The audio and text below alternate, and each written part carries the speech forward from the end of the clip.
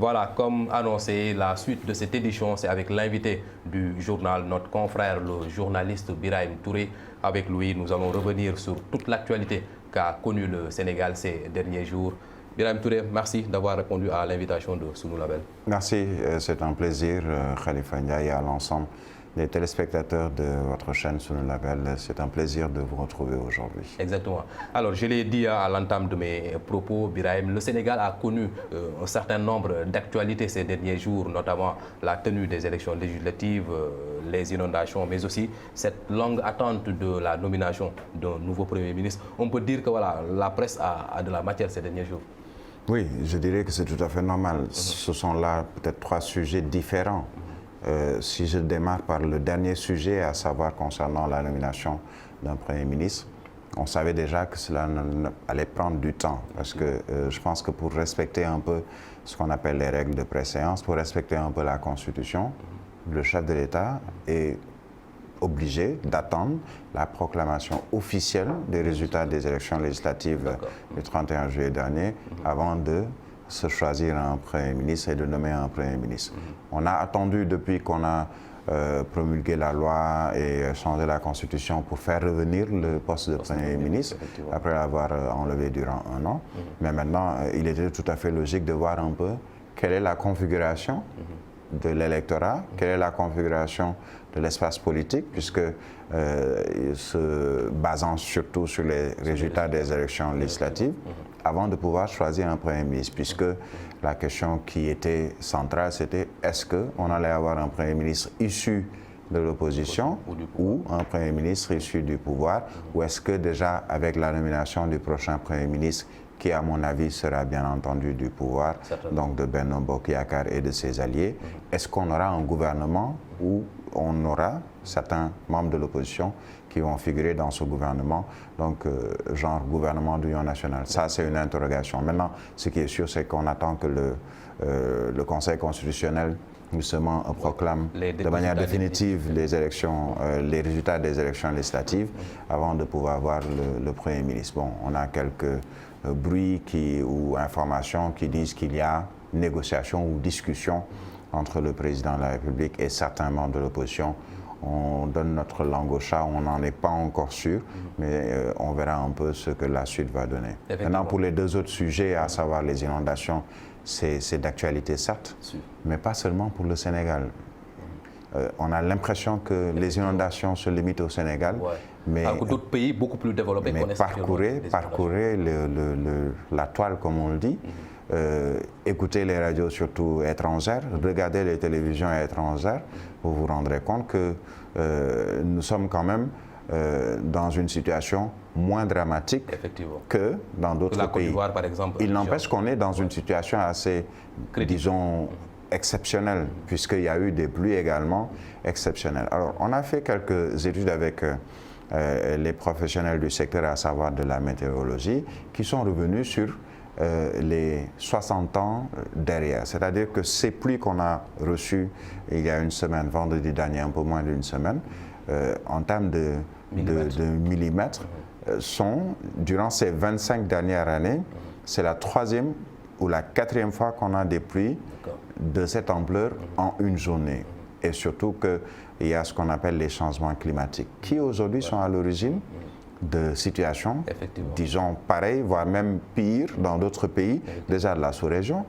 La Côte d'Ivoire a vécu ces moments, le Niger très récemment, le Tchad très récemment, où il y a eu, par exemple au Tchad ou au Niger et dans d'autres pays, de 20, 25 à 30 morts, 50 000 réfugiés ou personnes déplacées à cause des inondations. Ça veut dire que ce n'est pas pareil. Il est vrai que c'est une situation que les gens ressentent, mais ont ressenti, je dirais, puisque c'est même dans le passé, puisque dans certaines zones, il n'y a plus d'inondation. Le plan Orsec qui est en train d'être exécuté.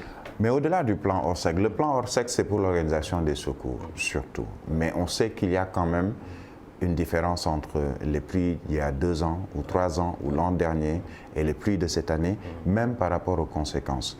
Parcourir les zones de la banlieue. C'est le plan décennal de lutte contre les inondations qui fait on peut le dire. Et bon, il reste à savoir aussi qu'il y a eu dans ce plan plusieurs acteurs qui sont intervenus. c'est l'Office national de l'assainissement qui a le plus gros du travail dans ce qui concerne l'assainissement et le drainage des eaux.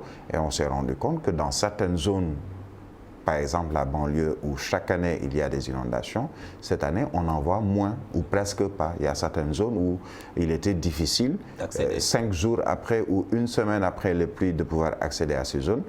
Aujourd'hui, en l'espace de quelques heures, les eaux ont totalement disparu. Un exemple aussi simple, quelqu'un est décédé au niveau de la Corniche Ouest, à hauteur du siège de Pierre Goudiaby Atepa. Mais quelques heures après, aujourd'hui, vous pouvez passer rapidement sur cette même route, il n'y a même plus trace d'eau. C'est donc une situation exceptionnelle. Les pluies ont vite peut-être englouti certaines zones. Il reste encore certaines zones, par exemple la zone de captage, entre autres, qui sont dans cette situation. Il y a encore des eaux, notamment maritime. Mais je pense que les autorités sont en train de faire les efforts nécessaires, même s'il reste encore beaucoup à faire. Alors nous allons même revenir sur ces inondations-là, le poste de Premier ministre. Mais d'abord sur les locales, beaucoup d'observateurs avaient vu voilà, une cohabitation qui allait s'imposer au Sénégal. C'est quasiment le cas. Est-ce que ces résultats-là étaient prévisibles durant la campagne, selon vous? Oui, oui et non. Oui, pour l'opposition, c'était des résultats prévisibles. Quand je dis non, parce que peut-être pour le parti au pouvoir, la coalition au pouvoir, je dirais même que c'est une coalition qui ne pensait pas qu'on allait les bousculer à ce point. C'est sûr. Perdre 40 députés, c'était pas évident. C'est même pas le fait de perdre 40 députés, mais c'est le fait surtout de perdre du terrain et de l'électorat. Si on se limite à des chiffres, on dira que Benno Bokk Yakaar a quand même un taux de 46% de Sénégalais, en tout cas d'électeurs, qui ont voté pour Benno Bokk Yakaar. L'opposition dira peut-être que ce n'est pas réellement sur cela qu'on doit faire les calculs ou se baser. Mais sur le plan du nombre d'électeurs qui ont voté pour l'opposition, quand je dis l'opposition, je sous-entends ou j'entends la coalition Yewwi Askan Wi, la coalition Wallu, on parle d'intercoalition, mais je parle également des autres membres de l'opposition qui ont été à ces élections et qui ont au moins un député. Assez d'électeurs aussi. Entre autres. Pape Diop ou coalition Aar Sénégal. Oui, et ceux qui ne sont pas allés aux élections aussi et qui ont, disons, milité pour l'opposition.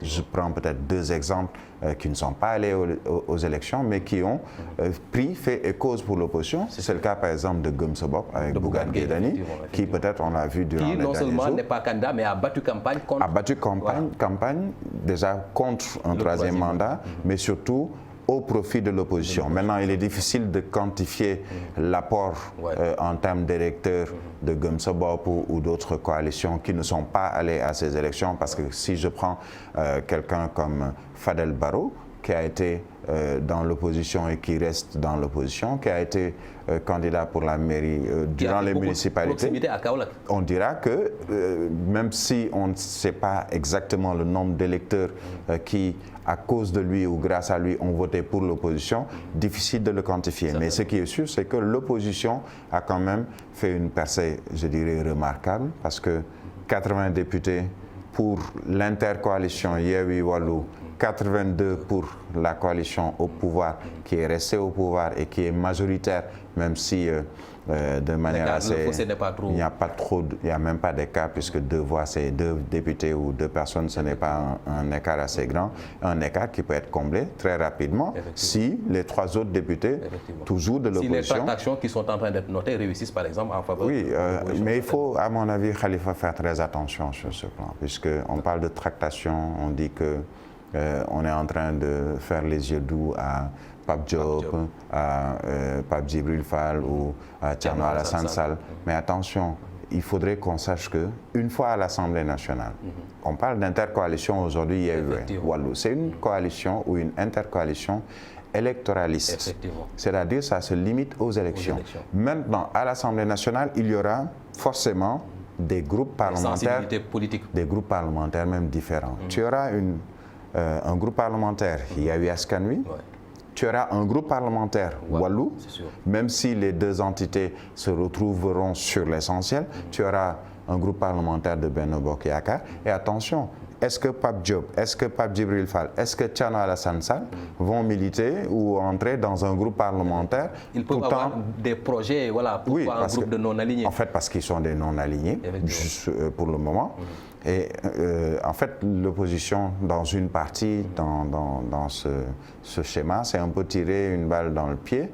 Quand, par exemple, Ousmane Sonko traitait ces autres-là de l'opposition d'être plutôt proches Cela peut être du régime. Un handicap ou un blocage pour les régions. Ça peut être un handicap, puisque ce sont des propos, certains diront que ce sont des propos politiques. Voilà. Raison pour laquelle aujourd'hui, par exemple, quelqu'un comme Pape Djibril Fall peut se dire, écoutez, j'y suis allé seul, j'ai eu ce poste de député seul, je ne vais pas verser mes voix ou le nombre de mes militants dans l'escarcelle de l'opposition. C'est ça, en fait. C'est ça. C'est-à-dire l'intercoalition Yewwi Wallu. Si tu prends juste le cas de Yewwi, on te dira qu'il y a par exemple 13 députés qui sont des pro-Khalifa Sall, qui sont un peu de Taxawu Sénégal ou Taxawu Dakar.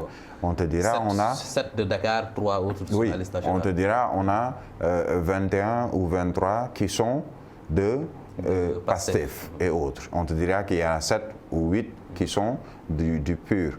Mais si on prend au cas par cas, Thierno Alassane Sall, malgré le fait qu'il ait beaucoup de responsables politiques qui étaient avec lui au sein de leur coalition, il est aujourd'hui député. Mais côté nombre d'électeurs, Pape Djibril Fall reste le premier avant Pape Diop, avant Thierno Alassane Sall, côté chiffres. Est-ce qu'il va vouloir s'allier à l'un ou l'autre camp? C'est une interrogation. Il va falloir essayer de négocier et négocier ferme. Et il a également le droit, lui, comme Pape Diop, comme Thierno Alassane Sall, de se constituer en député non inscrit. On prend le cas de Pape Diop. De plus en plus, on parle de la possibilité d'en faire le président de l'Assemblée nationale. C'est possible.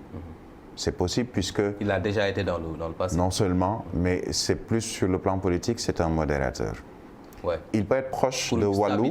Oui, il peut être proche de Wallou puisque c'est un libéral. C'est un libéral. Et il y a également cette option de regrouper la grande famille libérale. Il peut servir de pont entre le régime de Benno Bokk Yakaar, dirigé quand même par un libéral, et une partie de l'opposition Wallou, dont le libéral en chef reste Maître Abdoulaye Wade.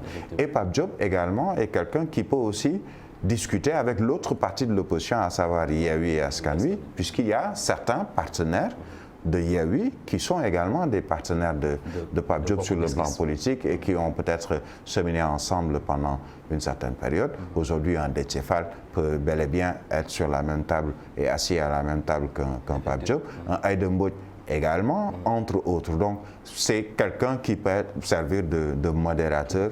En tout cas, pacifier l'espace parlementaire. Oui, pacifier. Déjà, au point de vue ressources humaines, on a vu l'élection de Pape Djibril Fall, un journaliste, un confrère brillant. Thierno Alassane Sall, qui a été aussi un brillant ministre du pétrole, de l'énergie. Aspect ressources humaines, est-ce qu'on peut avoir confiance à cette Assemblée nationale-là au moment où on parle du Sénégal, pays producteur de pétrole? Oui, Sénégal, pays producteur de pétrole, ce n'est pas forcément à l'Assemblée nationale qu'on attendra beaucoup. Je pense qu'il y a quand même des structures qui sont créées pour mettre en avant ces ressources naturelles. Il y a l'ITIE, mais il y a également le COS-Petrogaz. Maintenant, ce qu'il faut faire plutôt, c'est permettre aux députés d'avoir un œil sur ces ressources naturelles.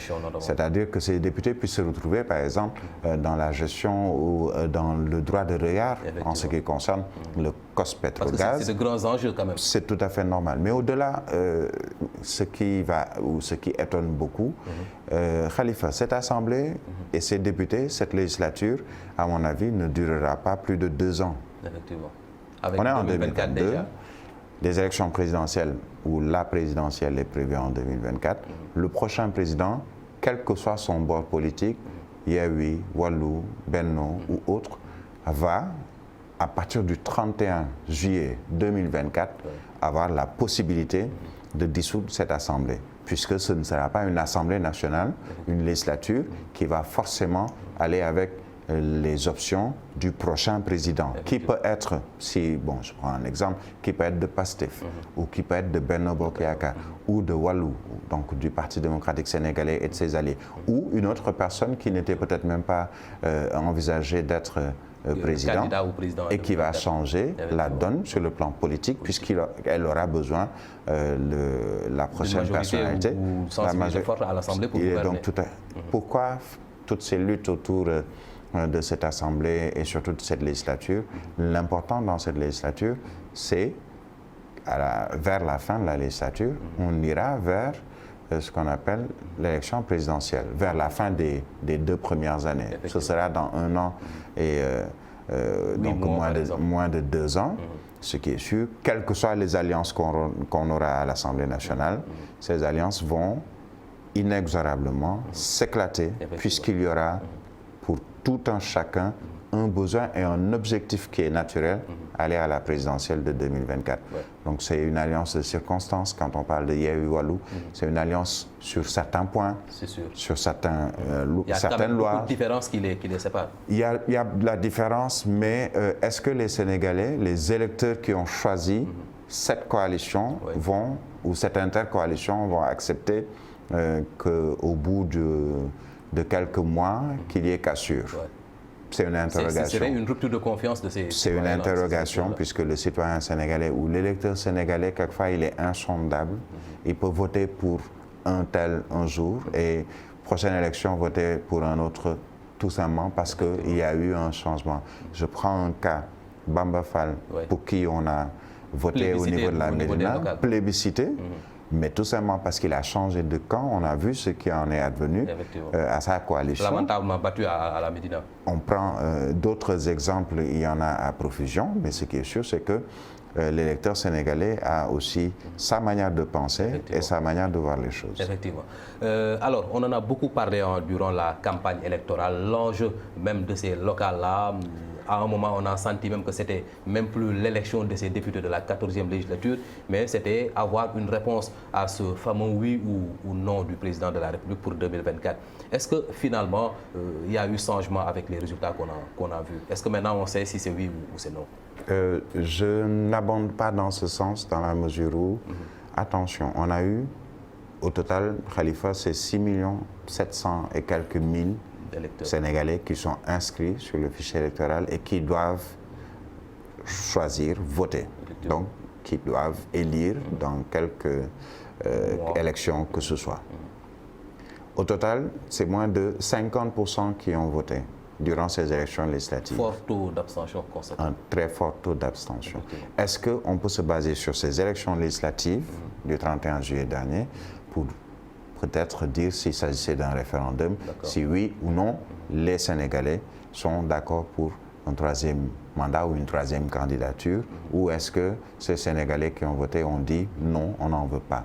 Puisque, je le rappelle, ou je le disais il y a un instant, Benno Bokk Yakaar a quand même, sur l'ensemble de l'électorat, 82 députés qui ont été choisis, 46 jusqu'à un peu plus % de l'électorat. En tout cas, ceux qui ont voté les 3 millions et ils sont quand même toujours majoritaires. Ils sont toujours majoritaires. Mais attention, on n'a pas encore entendu la voix de ceux qu'on appelle les électeurs qui sont sans parti, sans militants, qui ne militent pour aucune formation politique. Et c'est un électorat silencieux. Est-ce qu'on aura cet électorat en 2024 pour les élections présidentielles, puisque entre aujourd'hui et 2024, la seule élection, je ne l'appellerai pas élection, c'est celui au Conseil des collectivités territoriales. Ce n'est pas en somme prévu en septembre, je pense. Très intéressant pour l'électeur sénégalais, puisque le mode de scrutin est différent. Mais on ne peut pas se baser sur ces élections législatives pour dire si oui ou non les Sénégalais ne sont pas d'accord ou d'accord pour une 3e candidature, même si un signal a été donné. Puisque le signal fort, c'est qu'aujourd'hui, on a retrouvé une opposition pour la première fois qui a titillé la majorité avec pratiquement une différence pas du tout visible ou nette de 2 personnes ou 2 sièges de députés. Et si on faisait l'agrégation ou la somme de toutes les voix de l'opposition en termes de chiffres, on se rendra compte que l'opposition est majoritaire par rapport à la coalition au pouvoir en nombre d'électeurs qui ont voté qui n'ont pas voté pour Benno Bokk Yakaar. Je ne dirais pas que ce sont des électeurs qui sont de l'opposition, mais des électeurs qui n'ont pas voté pour Benno Bokk Yakaar, puisque au total c'est 1 500 000 et quelques mille pour l'électorat qui a voté pour Benno Bokk Yakaar. Et si on fait l'agrégation et la somme entre Wallu, Yewwi, Pape Djibril Fall, Pape Diop et à Sénégal, on verra que cette opposition est majoritaire par rapport à Benno Bokk Yakaar. Maintenant, on dira que c'est sur le nombre de députés qu'on parle de majorité ou de minorité. Ça veut dire que c'est un signal fort qui a été quand même donné au régime en place. Alors, avant de venir aux inondations, nous allons parler maintenant du futur Premier ministre que devra nommer le président Macky Sall, certainement demain, juste après la proclamation définitive des résultats. On aura des échos du palais. Quel est le profil du Premier ministre qui sera adéquat à tout le peuple sénégalais à présent? Maintenant, question piège, question intéressante, question difficile dont la réponse ne peut pas tomber de manière... on ne peut pas tout de go dire que tel pourrait être ou serait le meilleur. Ce qui est sûr, c'est que jusqu'à preuve du contraire, jusqu'à présent, on est dans un régime présidentiel hyper fort. Le président de la République va se choisir le Premier ministre. Est-ce que dans le choix qu'il fera, il pensera aux Sénégalais quel est le choix du meilleur Premier ministre? Est-ce que c'est une interrogation? Il va penser d'abord à sa prochaine ou probable succession pour nommer un Premier ministre, peut-être un dauphin. Puisque depuis lors, on parlait de dauphin, on a écarté pendant une période Amadou Ba, on a écarté pendant une période Aminata Touré. Je dirais qu'il a écarté pendant une période toutes les personnes qui se croyaient peut-être secondes de Macky Sall.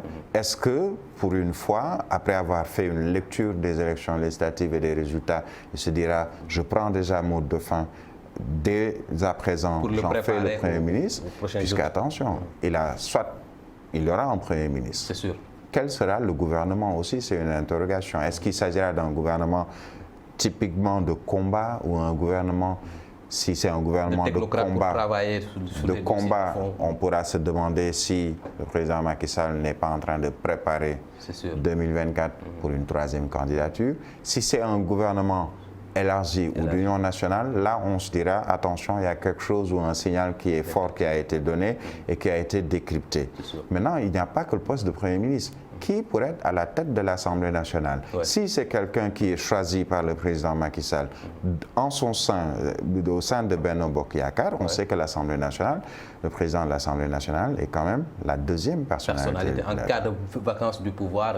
Donc, est-ce qu'il peut préparer sa succession ou déjà, en tout cas c'est le un prochain? poste qui devrait revenir normalement à l'AFP. On n'a pas trop senti l'AFP pendant ces locales-là. Est-ce que ce ne sera pas la rupture entre l'AFP ou bien entre tous les alliés? Est-ce que Macky Sall va encore une nouvelle fois confier ce poste stratégique? Pas forcément à l'AFP. Pourquoi l'AFP? Je ne sais pas pourquoi l'AFP. Déjà, on a le PS au niveau au Conseil. Oui, mais l'APR reste quand même, au sein de Benno Bokk Yakaar, le parti majoritaire. Effectivement. À n'en pas douter. Et l'APR veut également hériter de ce poste de président de l'Assemblée nationale. Puisqu'on se souvient que des pontes de l'APR avaient demandé à présider l'Assemblée nationale, malheureusement écarté parce que tout simplement il y avait ce compagnonnage, il ne fallait pas frustrer les alliés. C'était le cas pour l'AFP, c'était le cas pour le Parti socialiste, c'est peut-être toujours le cas, mais pour la présidence de l'Assemblée nationale, certains de l'APR vous diront, mais il faut que maintenant qu'on nous donne notre chance pour diriger. Surtout que c'est la tête de liste qui est une... C'est la liste majoritaire, ce sont les majoritaires au sein de Benno Bokk Yakaar. C'est la locomotive qui tire les autres wagons, c'est l'APR. C'est comme aujourd'hui dans Yewwi Askan Wi, on dira que la locomotive c'est le PASTEF et peut-être à côté on a aussi Taxawu Sénégal. Le PDS reste la locomotive qui dirige dans Wallu. Il y a forcément une locomotive, il y a forcément quelqu'un qui est devant et les autres qui suivent derrière, qui poussent ou qui vous arrête. Mais pour le cas de la présidence de l'Assemblée nationale, l'option pourrait être justement de ne choisir ni de Benno Bokk Yakaar ou de Yewwi ou de Wallu. Oui. Et là, peut-être la meilleure option, ce serait Pape Diop. Et ça permettra à tout un chacun de se dire, préparons les élections de 2024. Et là, on est sûr qu'on n'a pas un dauphin, forcément, pour supplanter ou suivre après le président Macky Sall. C'est sûr, c'est sûr. En tout cas, après les locales, il y a ces inondations qui viennent quasiment bousculer le décor politique, l'actualité. On a connu des inondations. Tout le monde a parlé automatiquement du plan décennal de lutte contre ces inondations-là, lancé en 2012 par le régime du président Macky Sall. Des chiffres sont avancés, 760 milliards, 766 milliards. On a vu le démenti que c'est exécuté à moitié avec 444 milliards. Là, est-ce qu'il n'appartenait pas à la presse d'éclaircir sur ça avant que cette polémique ne soit née dans le paysage? Mais difficile pour la presse d'éclaircir tout simplement parce que on nous propose des chiffres. L'Assemblée nationale a eu à envoyer une mission d'information avec des députés de l'opposition comme du pouvoir, de l'opposition donc comme du pouvoir, qui sont allés sur le terrain, qui ont parcouru les 14 régions du Sénégal pour ensuite venir avec, au sortir de cette mission, les recommandations, mais également tout ce qu'ils ont vu sur le terrain. Mais Khalifa, qu'est-ce qui s'est passé? On a pris les recommandations. Quelqu'un comme Théodore Chérif Monteil vous dira que sur les 14 ou 15 recommandations, une seule ou deux ont été appliquées. D'accord. Prise en compte par le gouvernement. Donc il y a interrogation. Deuxièmement, même dans l'ordonnancement des choses, et surtout si l'on prend le règlement intérieur de l'Assemblée nationale, la mission d'information, où il y a des députés, les résultats de cette mission ne sont pas destinés au président de la République. Non. Ce sont des résultats qui sont destinés aux députés, et à ces députés seulement d'interroger les ministres qui doivent passer devant en commission qui ont intervenu en plénière. Mais ce n'est pas une mission qui était destinée au président de la République. C'est pour une information, pour informer l'ensemble des autres députés. Parce que l'Assemblée, ce n'est pas une chambre de conseil, mais de... Malheureusement, on se rend compte que, et c'est là où le fameux débat de la séparation des pouvoirs est encore beaucoup plus d'actualité, puisque le législatif, à un moment, on a l'impression qu'il a travaillé pour l'exécutif, alors que cela ne devait pas être le cas. Le législatif a, ou les députés ont comme mission principale, mais de voir et surtout de faire le nécessaire par rapport au peuple sénégalais, mais en passant par l'exécutif. Qu'est-ce qui a été dit ou fait par l'exécutif?